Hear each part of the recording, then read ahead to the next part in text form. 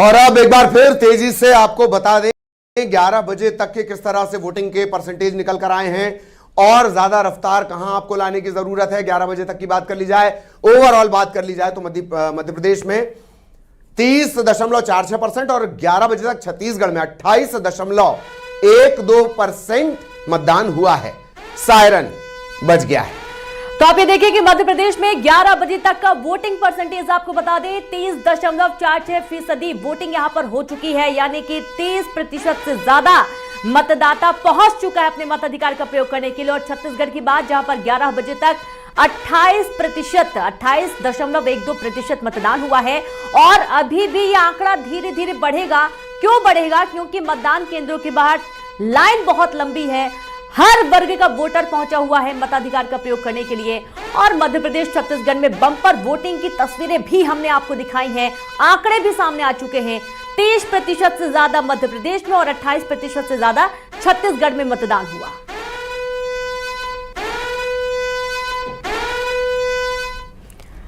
और सीधे रुक करेंगे दंतेवाड़ा से, दिनेश गुप्ता हमारे साथ जुड़ गए हैं। दिनेश, क्या नई तस्वीर इस वक्त दंतेवाड़ा से? जी हाँ, मैं बता दूं लोकतंत्र के पर्व में शरीक होने के लिए यहाँ सुबह 7 बजे से ही मतदाता पहुँच रहे हैं। मतदाताओं की कतार लंबी लगी हुई थी। अभी ये गर्मी का मौसम है, गर्मी के मौसम में भी मतदाता लगातार यहाँ पहुँच रहे हैं। इस वक्त मैं दंतेवाड़ा के गीदम व्यापारिक नगरी के संगवारी बूथ में मौजूद हूँ और मेरे पीछे आप देख सकते हैं कि महिलाओं की भी भीड़ लगी हुई है और मतदान चालू है। और यहाँ पर कुछ हमारे युवक साथी भी हैं, उनसे बात करेंगे कि इस लोकतंत्र के पर्व पे वो किस तरह से देखते हैं और उन्होंने किस मुद्दे पे वोट दिया। आप बताएं कि आपने किस मुद्दे पे वोट दिया है? हमने देश के विकास हेतु अपना बहुमत मतदान किया है और जहाँ तक मेरा जानना है कि हमें हमेशा देश के लिए ही मतदान करना चाहिए ताकि हम अच्छा और विकासशील बन सके। तो आपने देखा कि नवयुवक तो इन्होंने भी मतदान किया है और चिलचिलाती धूप है और निरंतर यहाँ पर मतदाता अपने मतदान का प्रयोग करने पहुंच रहे हैं इस लोकतंत्र के पर्व को सफल बनाने के लिए। जी दिनेश, गर्मी के हिसाब से व्यवस्थाएं चुस्त दुरुस्त है ताकि मतदाता को कोई दिक्कत ना हो, परेशानी ना हो। हाँ, मैं बता दूं कि गर्मी के लिए यहाँ पर्याप्त इंतजामात किए हुए हैं। यहाँ टेंट की भी व्यवस्था है और पानी की व्यवस्था है और यहाँ पर जो विकलांग दिव्यांग है उनके लिए ट्राइसिकल की व्यवस्था है। कुल मिला के यह व्यवस्था चुस्त और दुरुस्त है और सभी व्यवस्था यहाँ पर पर्याप्त निर्वाचन आयोग के द्वारा उपलब्ध कराई गई है। तो लगातार ये अपडेट आप तक पहुंचा रहे हैं और बेहद खास मेहमान हमारे साथ बने हुए हैं। मेहमानों को थोड़ा इंतजार भी करना पड़ रहा है क्योंकि अलग अलग तस्वीरें आ रही हैं और जलसा ही दरअसल इतना बड़ा है। नितिन जी लगातार बने हुए। नितिन जी, एक बात, धर्मांतरण एक बड़ा मुद्दा था, कांग्रेस ने इसे कैसे देखा? हमने कैंपेनिंग कवासी लखमा की देखी है, सरसों की बोतल लेकर, सरसों के तेल की बोतल लेकर उन्होंने कोशिश भी की महंगाई के मुद्दे को लेकर। आप कैसे देख रहे हैं धर्मांतरण की बात की जाए तो?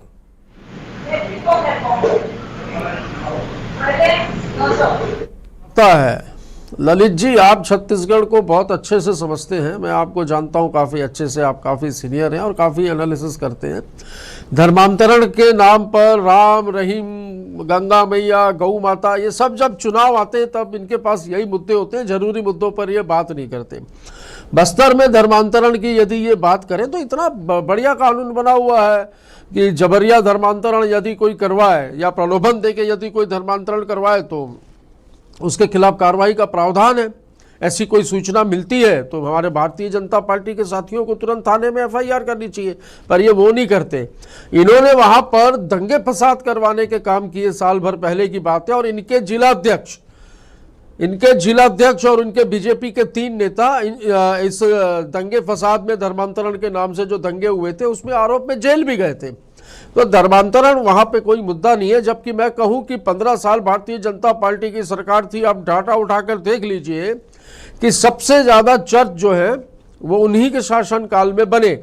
और धर्मांतरण तो आपके मध्य प्रदेश में छिंदवाड़ा में भी मैंने बीच में घटना सुनी थी। धर्मांतरण का जो मुद्दा है ये पूरे देश में, तो देश में जब 10 साल इतनी सरकार इन्होंने चलाई, बड़ी बड़ी बात की मोदी जी ने, तो कोई और बेहतर और कठोर कानून बना देना था, हम तो समर्थन करते।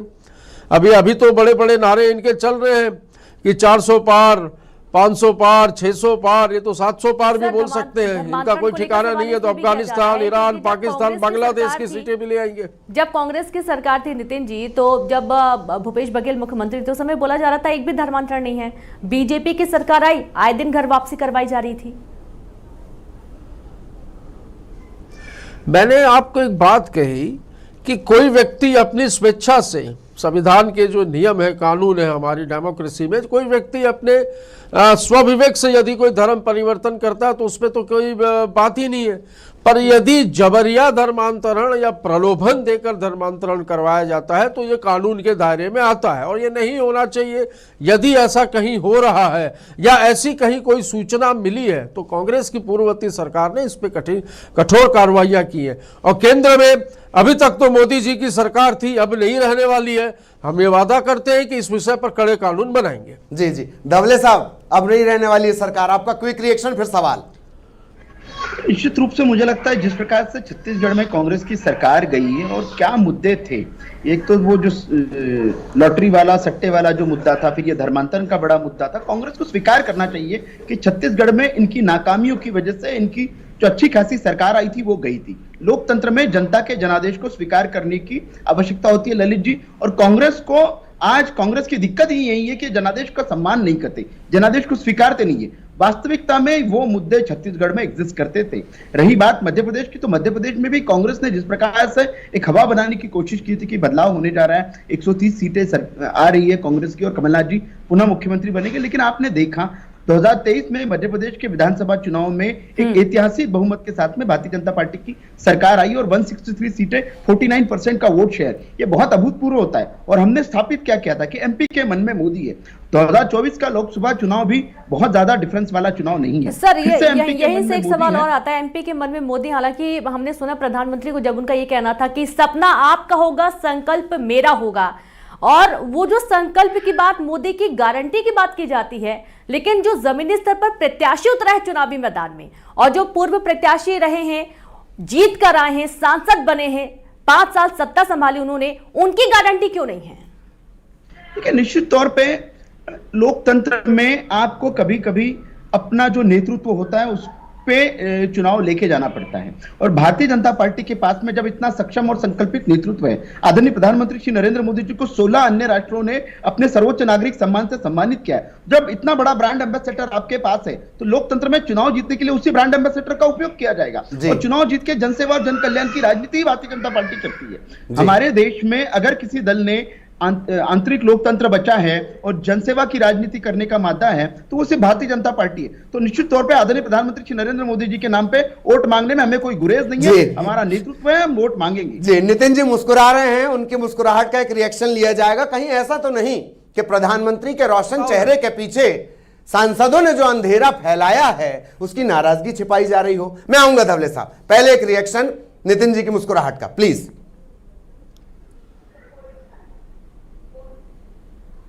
नितिन जी प्लीज।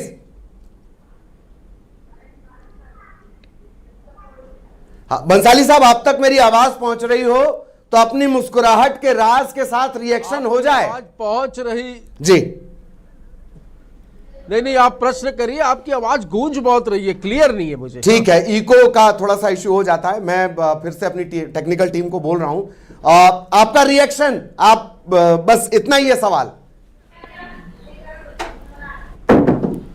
मेरा रिएक्शन किस मैटर में? मैं तो सारे मैटर में रिएक्शन दे चुका हूं। मैंने इनको चलिए, मेरा ख्याल है भाई कितनी सीटें जीत रहे हो? जी जी, ये आवाज हमारे दोनों मेहमानों को एक दूसरे की मिले। नितिन जी, 370 सीटें भारतीय जनता पार्टी जीत रही है। नहीं, आप कितनी सीटें जीत रहे हो? देश की बात करो ना। ये 400 पार का जो नारा है, मुझे बताओ यार, ये 400 पार कैसे होगा? मुझे बताओ। नहीं, 370 छोड़ो, ये 400 कैसे पार करोगे? क्या ईरान से, अफगानिस्तान से, पाकिस्तान से, बांग्लादेश की सीटें ले आओगे क्या? ये 400 पार मजाक करना छोड़ो भाई। ये देश के साथ मजाक जो 10 सालों से कर रहे हो, बंद करो भाई। अरे हम कैसे 400 पार होगी? मुझे फार्मूला बताओ। कहां से कितनी लाओगे? गांधी जी के नाम पे वोट मांग सकते हैं? कहां से कितनी सीट लाओगे यार? थोड़ा बताओ तो मैं उसका जवाब दूं। आपको पता है 13 बार आपके वादे झूठे निकले। अब सुनो, शांति से सुनना।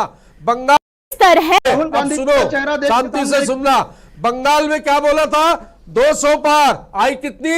77। अरे दिल्ली आप- में बोला आप- था आप 45 विपक्ष पार, नेता के पद आई के- 8। पद के लिए हरियाणा काम में कीजिए। बोला था 52 सीटों से 75 अधिक पार, कांग्रेस को हारने आई का 46। 44 महाराष्ट्र में बोला था 150 पार, 44 आई नीचे भी 110। रहने वाला है। मिजोरम में बोला था विपक्ष के 21 नेता के जो पद पार, होते आई हैं, 1। आपको कर्नाटक नहीं में मिलेगा बोला है। था कोई 130 चिंता पार, कीजिए। आई तो आपकी 60। कांग्रेस तो ये अभी देश पार में और सबसे पार, बड़ा आर कांग्रेस और पार जो कर रहे हो ना आज भाई, TMC, ये हो DMK गया। दलों- बस भैया समाजवादी बुझता दलों दिया की है, कद्दू बनी हुई बुझता है। दिया, आपके तेजी से राहुल गांधी फड़फड़ाता है। पत्रकार वार्ता करते फड़फड़ाइए हैं, आप तो लोग, अखिलेश यादव को चला उनको चली की चिट्ठी बेला बनानी है। पड़ रही है। ये जो ये जनादेश, आपकी नेता ये की जो हो गई है। जनता निकल कर जो क्या हो गई है मतदान कर कांग्रेस रही के है, देश में? और लगातार आप न्यूज आपके 18 के भारतीय स्क्रीन जनता पे पार्टी से जो आंकड़े आ रहे हैं कि मतदान का जो प्रतिशत निरंतर बढ़ता जा रहा है, ये आपकी सत्ता से रवानगी की ओर इशारा कर रहा है।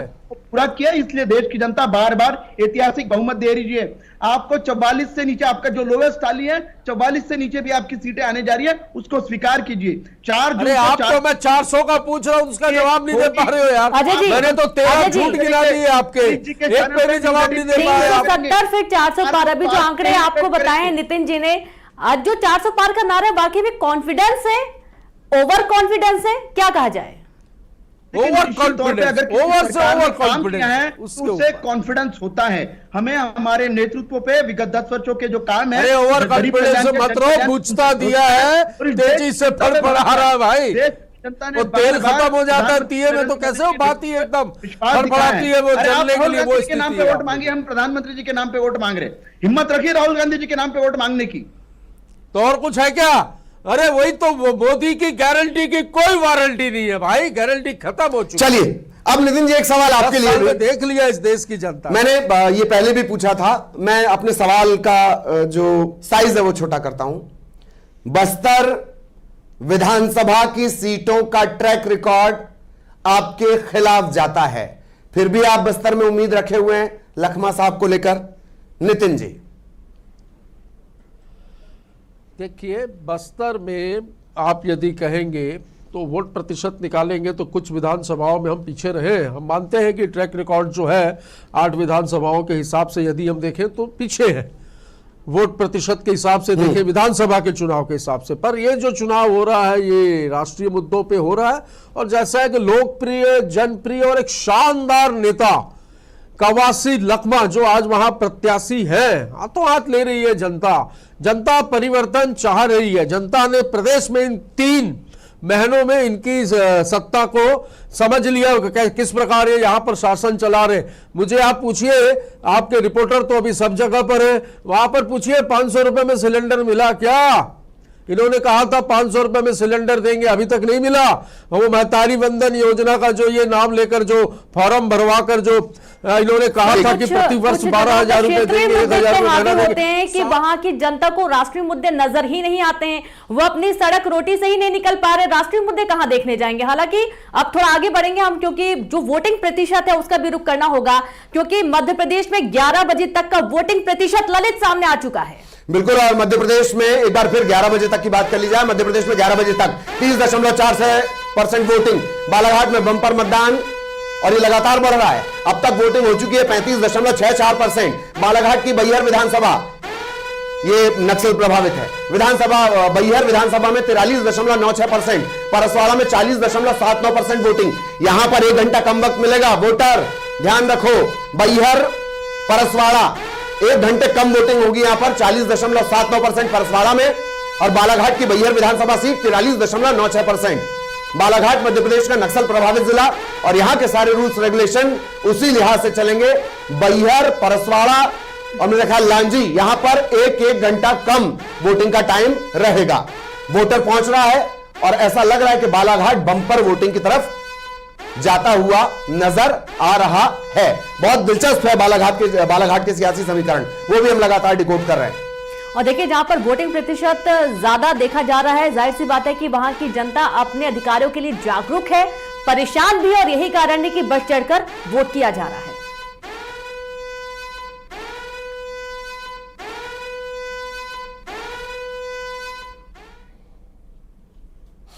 तो सबसे बड़ा चुनाव, सबसे बड़ा नेटवर्क और सबसे बड़ा कवरेज जारी है। फिलहाल ब्रेक की बारी है।